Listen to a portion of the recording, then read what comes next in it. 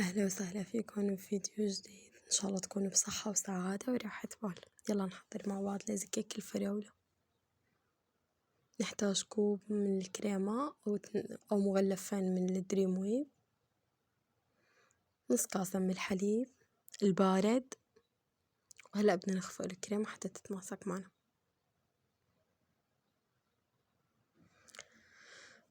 ظرف جيلي بنكهة الفراولة، بتقدروا تستخدموا أي نكهة بدكم إياها وبتحبوها. رح نضيف كوب من المي السخنة، نحركهم منيح لحتى يدوب الجيلي معنا، نضل نحرك.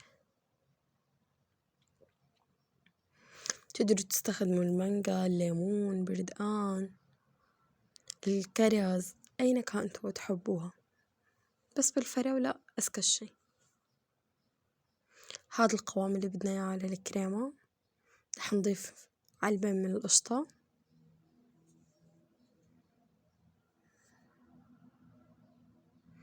نحتاج باكيتين من البسكوت السادة،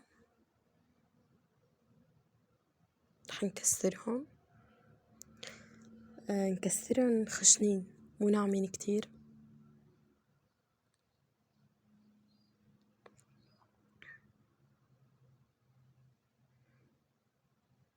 وهلأ بعد ما انتظرنا الجيلي ويكون برد معنا، بنضيفه على الكريمة وبنخفق.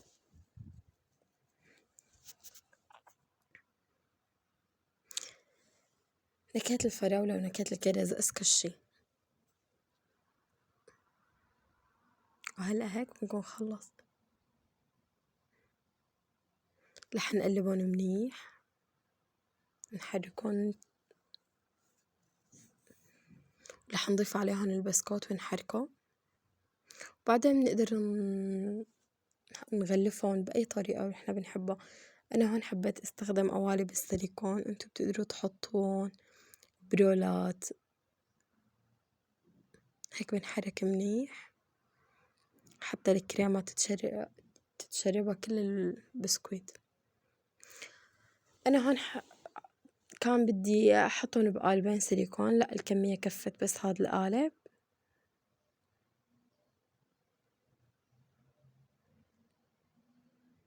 بملس الوجه تبعها منيح، بحط لها ستريتش،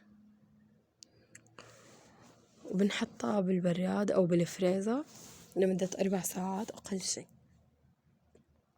هلأ هون لحرر الأطراف، بحطها بصحن التقديم.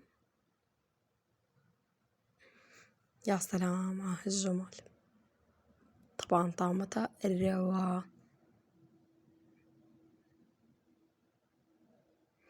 رح نضيف صوص الفراولة اللي حضرناه بفيديو سابق.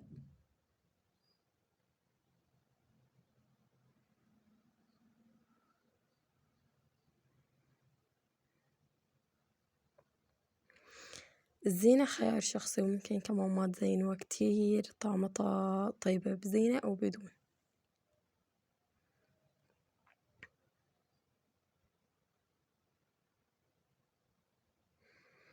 يا سلام على الجمال والألوان.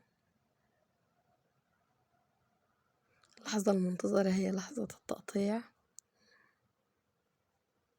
وتستلذ بالطعمة تبعها. يلا نقطعها ونشوف كيف رح تكون من جوا.